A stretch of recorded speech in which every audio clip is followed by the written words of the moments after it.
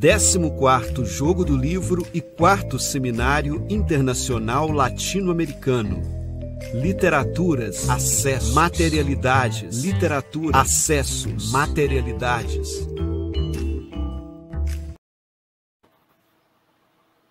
Olá! Hoje eu tenho a alegria de receber uma pessoa de quem eu sou muito fã, gente. Ela é uma das grandes sambistas mineiras e também educadora, que torna o encontro de hoje bastante especial nesse podcast que faz parte do 14º Jogo do Livro e 4º Seminário Internacional Latino-Americano, que é promovido pelo Grupo de Pesquisa do Letramento Literário, GEPEL, que integra o CEALI, Centro de Alfabetização, Leitura e Escrita da Faculdade de Educação da UFMG. Eu sou Thelma Borges, uma mulher negra, de cabelos crespos e curtos. Estou no meu escritório, rodeada de livros. Este é o meu cantinho preferido da casa e hoje, a partir desse lugar tão especial, tenho a honra de conversar com Doris Santos, a quem peço para fazer sua audiodescrição antes de irmos para o nosso bate-papo. Doris, seja muito bem-vinda e é com você agora. Obrigada, Thelma. Dizer da alegria, né, de participar desse momento, já agradecendo pelo convite. Eu sou Euselina Doris, mais conhecida como Doris, uma mulher negra, de cabelos crespos, com trança africana raiz. Também estou, como Thelma, no meu ambiente de trabalho, né, aqui na minha biblioteca, que eu tanto adoro. Uma alegria participar desse momento. Doris, a alegria é toda nossa, então vamos começar essa prosa, né? Eu acompanho seu trabalho já há muitos anos, desde antes de eu sair de Belo Horizonte, né? Porque morei fora há muitos anos, mas sempre que vinha BH, que tinha shows que você estava participando, eu fazia questão de estar. E foi uma grata surpresa quando eu vim trabalhar na UFMG e descobri que você estava, né, fazendo mestrado com a história do samba, né? Muito legal esse encontro. Desde que eu cheguei, eu não te vi ainda pessoalmente, mas é uma alegria enorme estar aqui conversando sobre esse trabalho recente, né, que você terminou em 2020.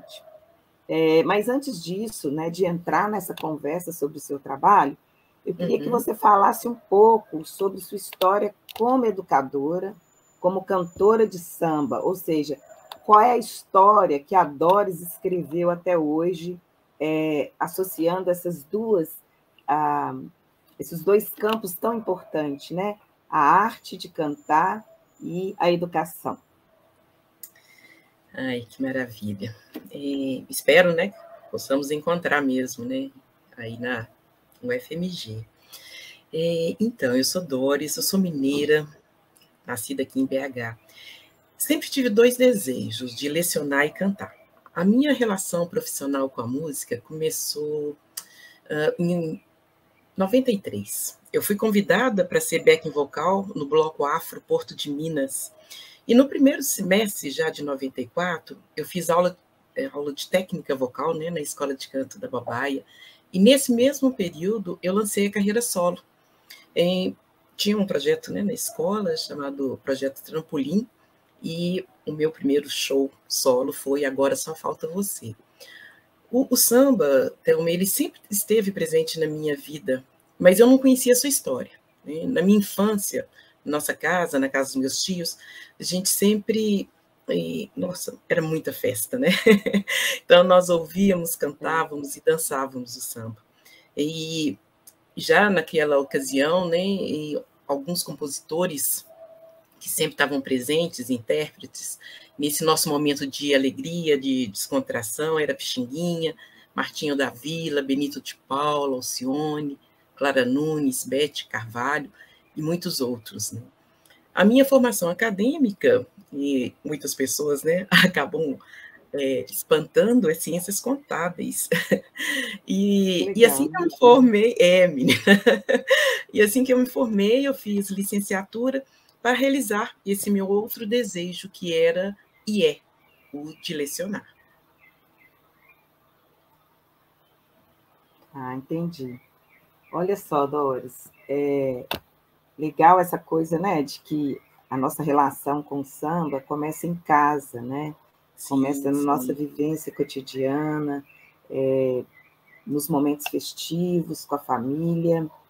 E é muito bacana porque depois, quando a gente cresce, amadurece, começa a olhar para trás, percebe que a gente vai vivendo isso muito cotidianamente, mas não tem um entendimento histórico dessas questões, né? Verdade, nossa. E me parece que foi isso que te levou, então, a criar um projeto, né, que é Cantando a História do Samba, que já existe desde o início dos anos 2000, né? E eu acho que seria bacana você falar um pouco desse projeto para os nossos ouvintes. Aqui, nossa, que interessante. Na minha apresentação, esqueci de dizer que eu sou uma pessoa que emociono muito, e com a sua fala, eu já estou aqui emocionada que é isso que você comentou, né? Como que o samba ele esteve presente na nossa infância e ele passa a ser uma referência e mesmo até um instrumento de luta agora já na fase adulta. Então, eu comecei a lecionar numa escola profissionalizante, Raimunda da Silva Soares. Ela é localizada no bairro Pedreira Prado Lopes, né, aqui em BH, e eu lecionava para adolescentes. E aí um dia eu convidei, né, os estudantes para assistirem ao meu show, e quando eles me perguntaram o que eu cantava, eu respondi que era samba. E aí eles pediram, né? Você sabe que adolescentes, jovens, eles são desafiadores, né? Já que você canta, dá uma palhinha. E eu cantei um samba do Cartola, chamado Tive Sim. Um trechinho dele é: tive sim, outro grande amor antes dos teus, tive sim. E aí, Thelma, eles surpresos, né? Eles disseram que não conhecia, mas que era muito legal. E aí, nesse dia, eu fui embora me perguntando onde as crianças, os jovens, os adolescentes e também os adultos tinham oportunidade de conhecer e escutar a história do samba. Histórias que, através de suas letras, nos falam de denúncia, resistência, amor, lamento, né? Que vem aí, né, com os ritmos, com poesias e muito batuque. Porque, geralmente, é isso, né? O samba, ele proporciona muito essa descontração, mas e aí? Né? É só toda essa alegria, né? Então, daí surgiu a proposta pedagógica Cantando a História de Samba, que tem como objetivo divulgar, preservar a memória social e cultural do samba. O nosso público-alvo são os estudantes e professores, né? É uma proposta pedagógica multidisciplinar. Então, como que nós fazemos isso? Geralmente nós trabalhamos no formato de seminário, sugerindo aos professores algumas possibilidades de se trabalhar, né, a história do samba, a biografia dos compositores, as letras de samba em suas disciplinas. E nós desenvolvemos um projeto, né, uma primeira escola em Santa Luzia, e o recurso que nós tivemos para isso, né, para trabalhar o programa Cantando História de Samba, na maioria das vezes que desenvolvemos foi através de lei de incentivo e também, né, pelo recurso das caixas escolares das escolas. E aí você me perguntou também, né, a história, né, que eu carrego, né, e como que é isso, essa história. Então, pensar por que o samba?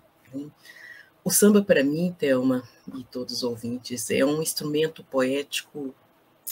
Ai, emocionei de novo, mas deixa eu respirar. É um momento poético e efetivo de luta.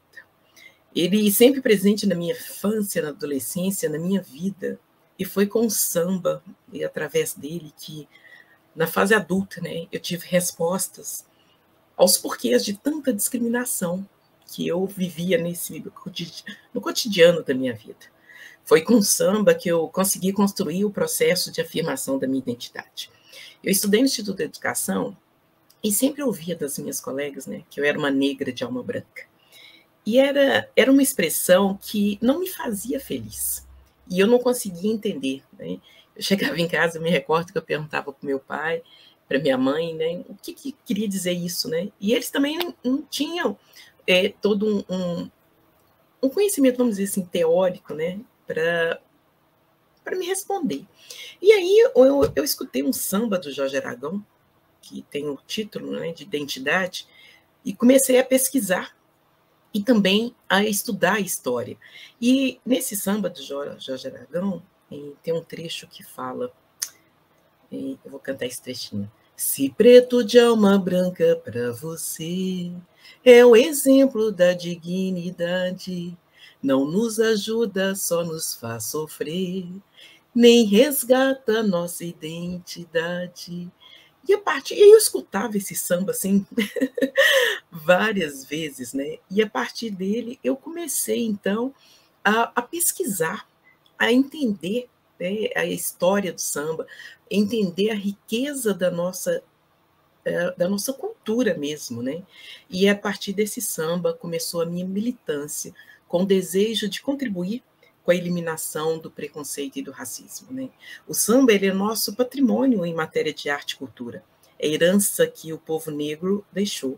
Então, através do Cantando História do Samba, e aí também, né, nessa trajetória que você comentou, são 20 anos, e olha que lindo, mês que vem, né? Ele completa 21 anos, né?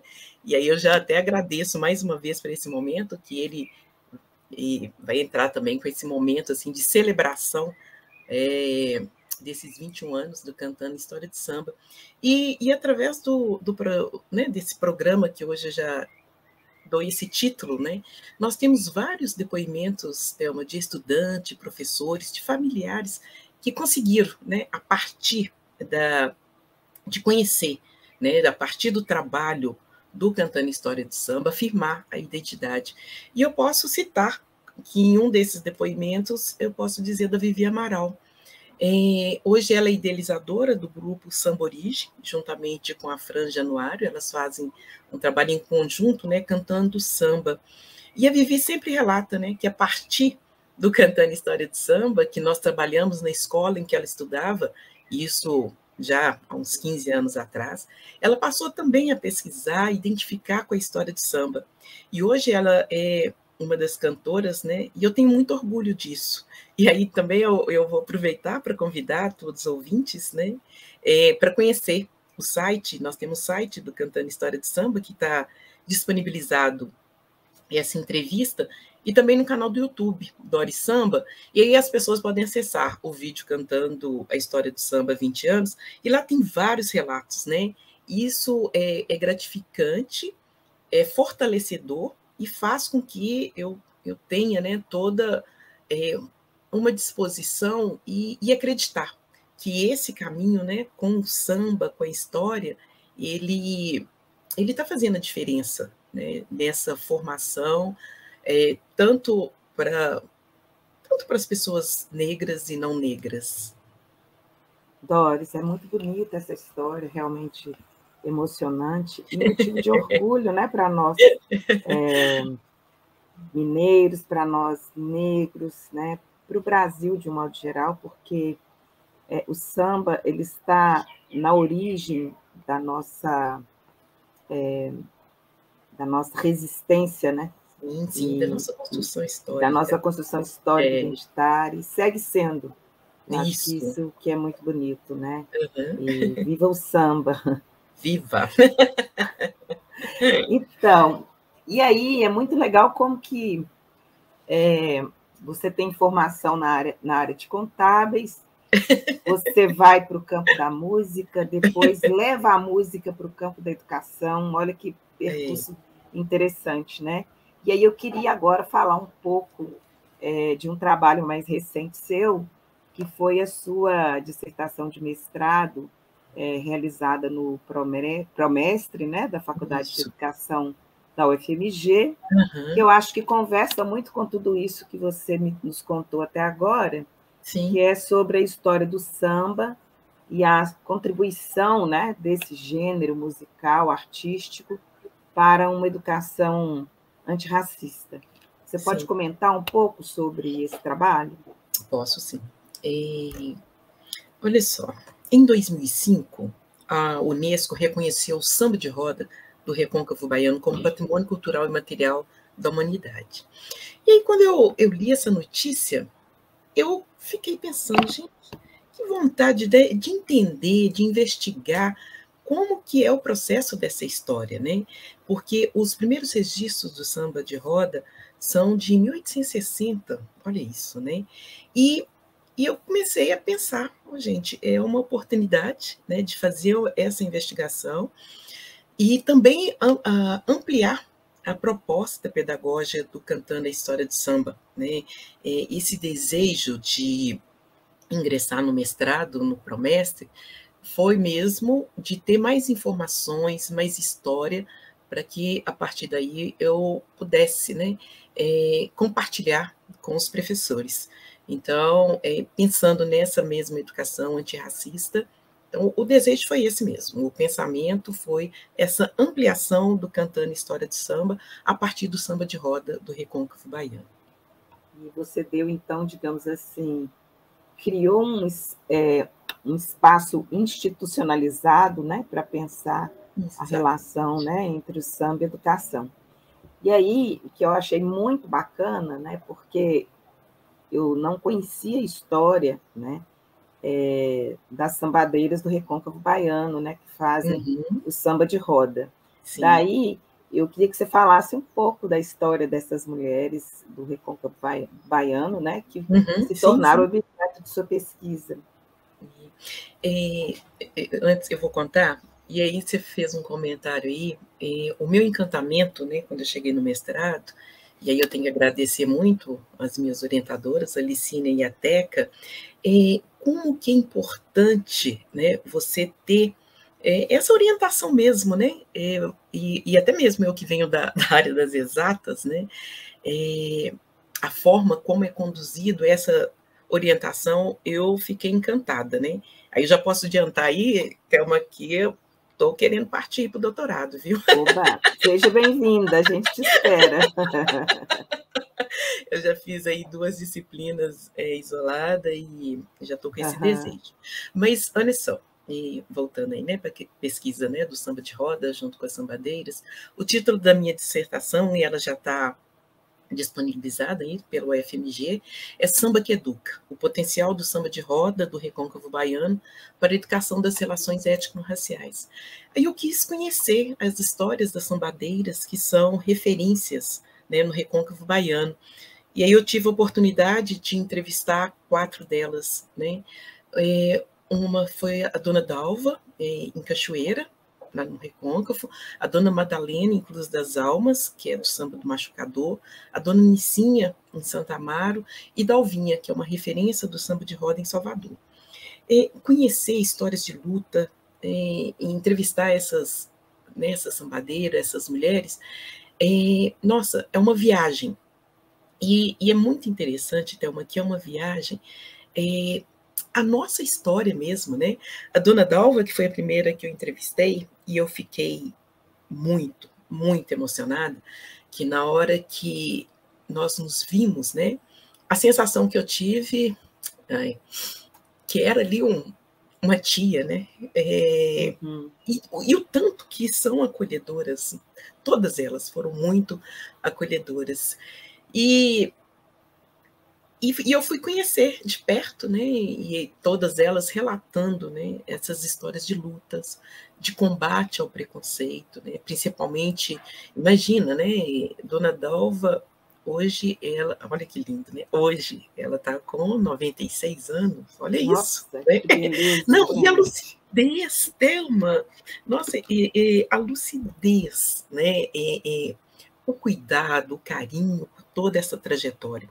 Então, foi uma experiência, né, onde elas relataram aí, né, todas essas trajetórias, e essas histórias eu pretendo trabalhar nas escolas, né, e eu acredito que serão histórias que vão reeducar a sociedade, né, que são histórias de fé, de reza, de prazer, de alegria, histórias que fortalecem, né, esse propósito de combate ao racismo e preconceito. Né.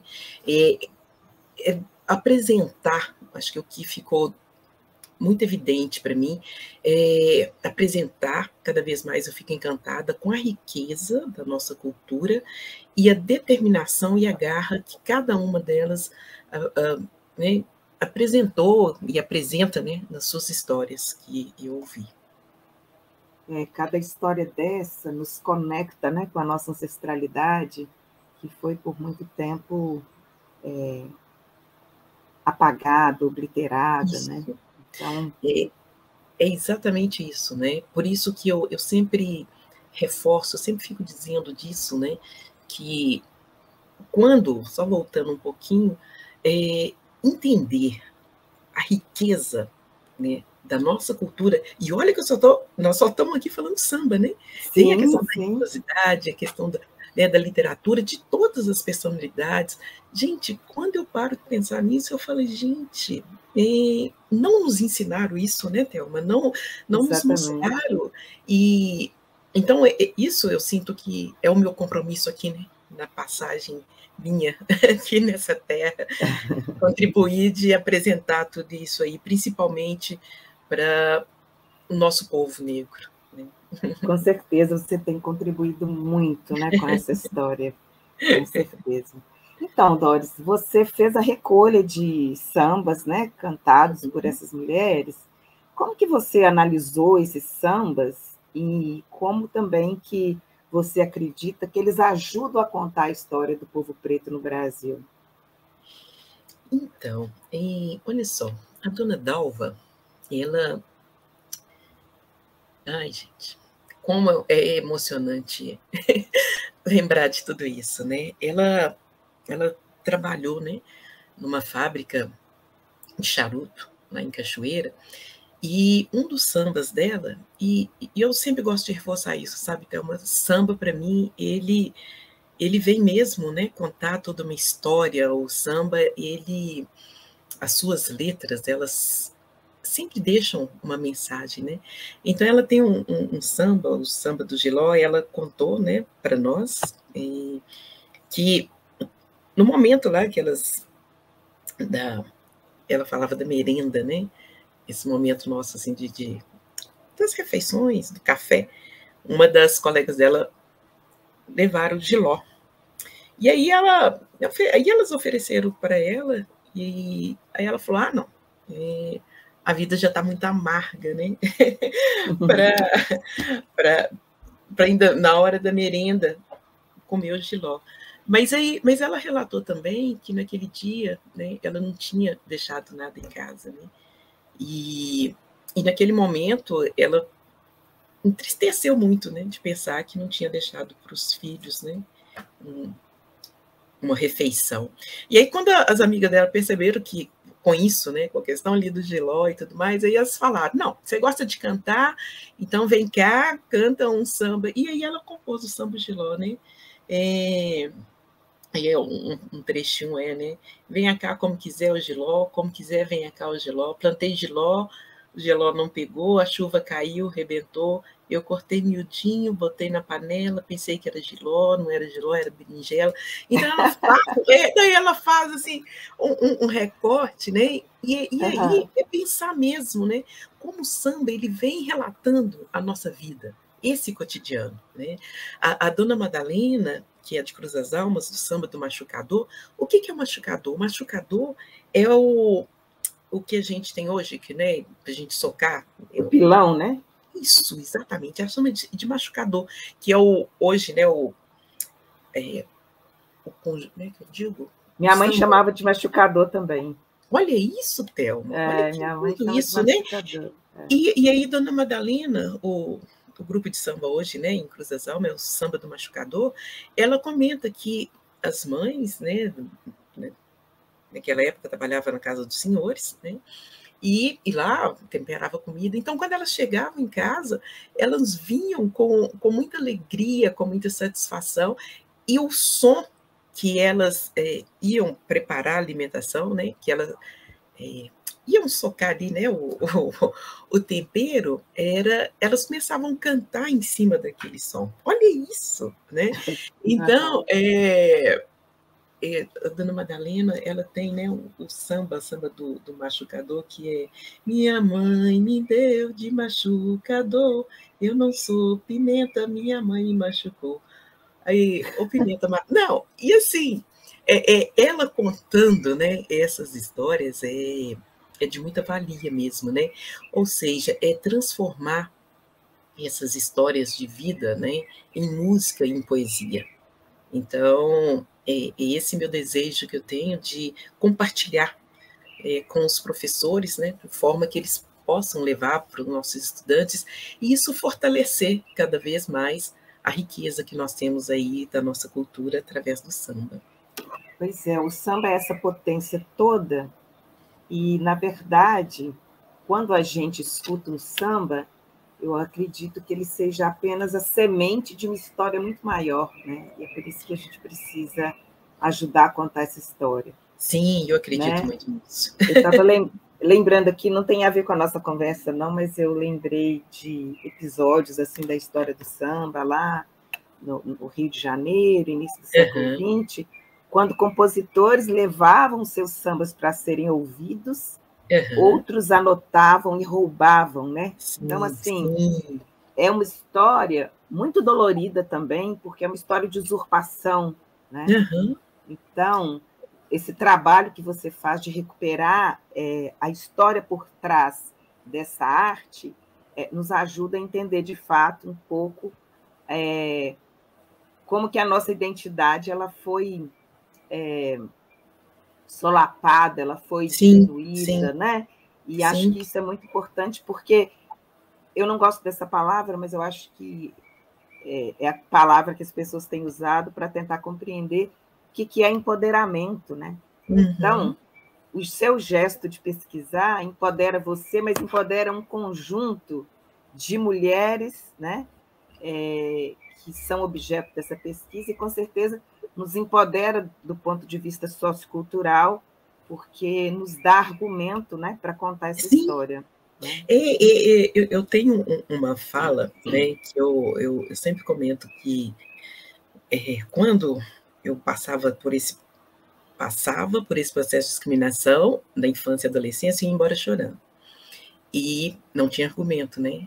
E hoje eu ainda continuo, né, infelizmente, passando por esse processo ainda terrível de discriminação. E quando isso acontece, Thelma, eu tenho um samba, né? Você vai embora cantando. Não, aí eu consigo. Hoje eu consigo. Não, eu não vou embora. Você nem vai embora. Hoje eu não me calo. Graças ao samba, né? Ainda então, bem, né? Isso que você falou, hoje eu tenho argumentos para debater e explicar para aquela pessoa, né, que a tonalidade da minha pele, o fato de ser negra, não faz que eu seja uma pessoa menor. Então, que é isso, né, que geralmente eles apresentam, né, a forma que eles têm de querer diminuir pela tonalidade da nossa pele é algo impressionante, né? Então, hoje eu tenho, de fato, subsídios para quando acontece esse processo, né, de discriminação, eu respirar, não chorar. Exatamente. Olha, a nossa história é construída assim, assim, assim, assim, né? Eu sou muito grata, né, aí ao universo por essa possibilidade, por ser um instrumento mesmo, eu ser um instrumento, de usar o instrumento samba para contribuir no combate ao preconceito e racismo. E a gente agradece, né? Porque te ver cantando, te ouvir cantando, realmente é muito bom. Doris, eu acho que tudo isso que você disse, né, nos leva a pensar em que medida, né, o seu trabalho como pesquisadora no campo da educação, que associa a história do samba à educação, como cantora, né, ajuda a pensar,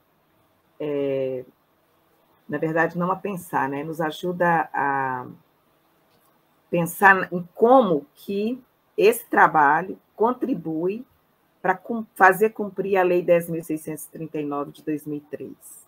Sim. Thelma, olha só, nós já comentamos isso, né? E se a gente parar para pensar, 2003, já são 15, 18 anos. 18 anos. E a Lei 10.639, né, ela trata da obrigatoriedade da história e cultura afro-brasileira nos currículos, né? E o samba é uma das possibilidades para a implementação da lei. Eu me recordo quando a lei... E assim, e por isso que eu comentei, né? Na adolescência, na minha infância, não sabia dessas histórias, né? E foi mesmo pesquisando, né, desse querer de entender esse processo. Quando eu li, né, a obrigatoriedade da lei, eu ficava assim, gente, será que eu estou lendo direito? Uma lei curtinha, né?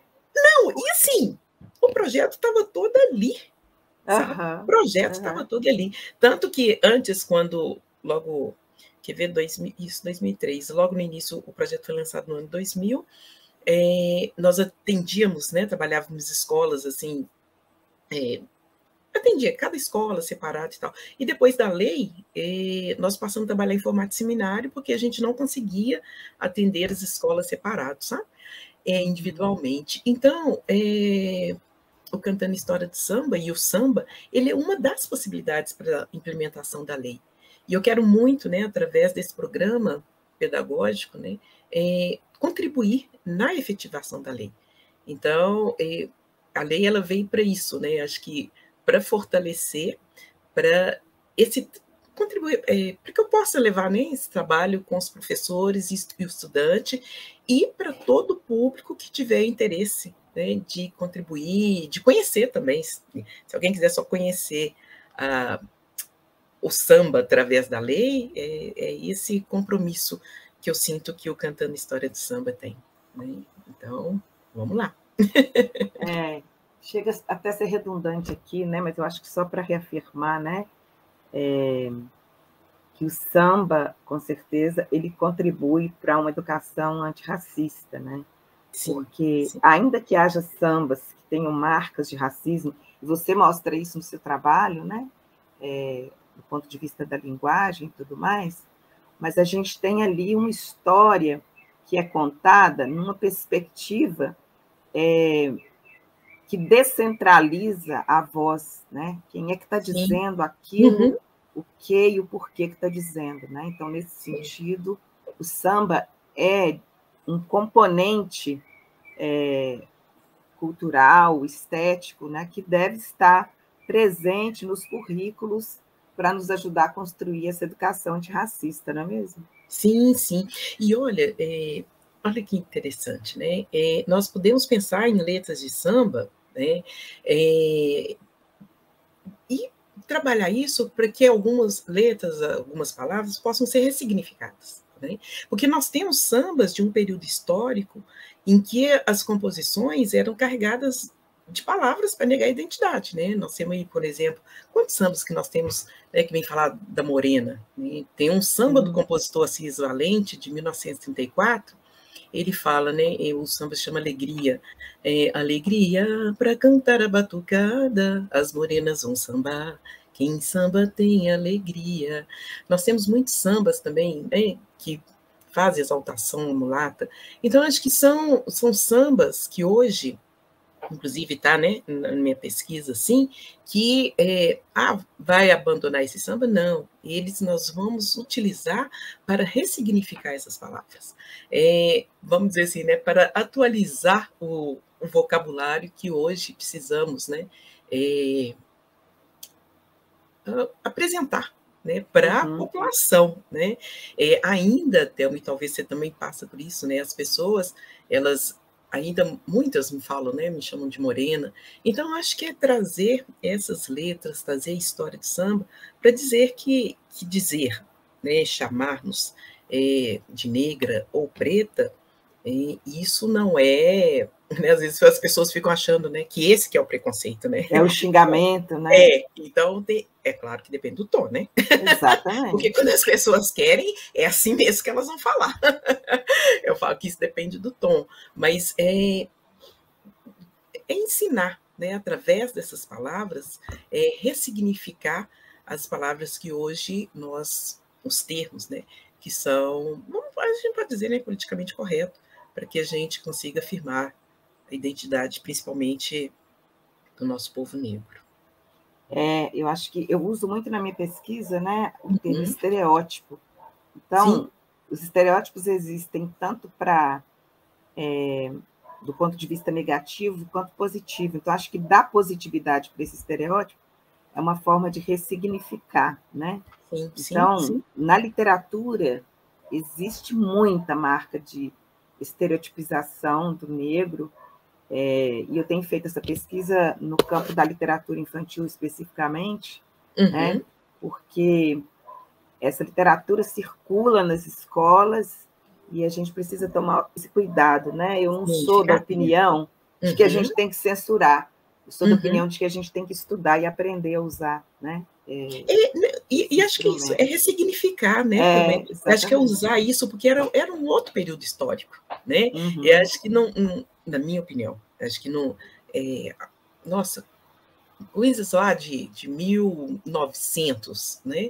Então, acho que não dá para reproduzir hoje, mas dá para utilizar para essa ressignificação. E pensar nós temos aí, historicamente, né?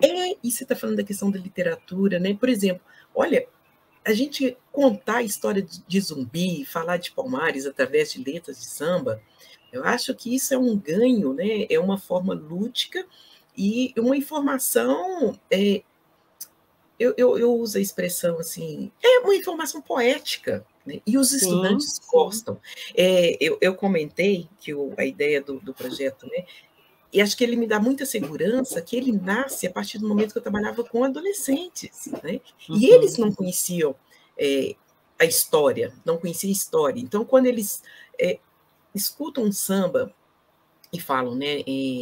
Nossa, que bacana!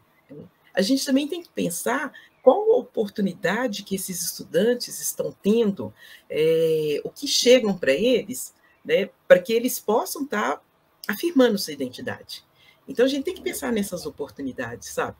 Que às vezes a gente fala, né, aquele jovem, aquele adolescente não quer saber disso. Será? Eu com toda sinceridade, eu acho desafiante e eu sempre falo também, eu não quero que ele deixe de gostar do estilo musical deles. Eu sempre falo isso quando eu faço oficina com os estudantes, né? Eu quero apresentar para você uma proposta que provavelmente você não conhece, né? Olha a quantidade que nós temos aí de compositores, compositoras, que são referências na nossa vida, né? Compositores, compositoras negras, e que eles às vezes não têm acesso. Então, eu acho que, assim, trazer, né? Ou, por exemplo, tem muitas letras de samba, você falando aí da literatura, que faz referências dos territórios, né? Com muito respeito. Então, isso é algo que me encanta no samba, né? Leci Brandão tem um samba, que é o Zé do Caroço, ele vem falar dos líderes, né, comunitários, e é uma história verídica. Então, acho que essa possibilidade do samba trabalhar a afirmação da identidade é fantástica. E eu, mais uma vez, vou dizer o tanto que eu fico grata de ter a oportunidade de pesquisar, né, e ser esse veículo para contribuir um pouco com essa história. Com certeza, nós, seus fãs, agradecemos, a educação agradece o belíssimo trabalho que você vem fazendo ao longo dos anos em que você se dedica ao samba, que se dedica à educação. Doris, enfim, assim, infelizmente, a gente está chegando ao fim dessa conversa. Já está no final, gente, passou muito depressa. E aí, eu queria te pedir duas coisas. Primeiro, que você dissesse outra vez onde a gente pode encontrar, né, o projeto Cantando a História do Samba, a sua dissertação, o seu site, onde que a gente pode encontrar suas músicas. Eu vi que no YouTube tem muita coisa sua, né? Você tem lá um canal. Então, acho que seria legal você falar para os nossos ouvintes. E se você quiser, pode terminar também cantando uma musiquinha. Ai, que ótimo. Um trechinho para a gente. Olha, eu quero agradecer, Thelma, por esse convite. Isso sempre me deixa muito feliz e com desejo, né, aumenta o desejo de continuar contribuindo, né? Agradecer aos ouvintes por esse momento. A pesquisa, né, ela está disponibilizada no repositório da UFMG, então é o Samba que Educa, o potencial do samba de roda do Recôncavo Baiano, e o site do Cantando História de Samba, que tem toda a trajetória, tem as sugestões, tem a celebração do ano passado, do Cantando História de Samba 20 Eu assisti o ano passado. Que ótimo. Então, estava lá ao vivo assistindo. Que bom! É o www.cantandoahistoriadosamba.com.br. Tem um site, Doris, www.dorissamba.com.br, que está disponibilizado o CD.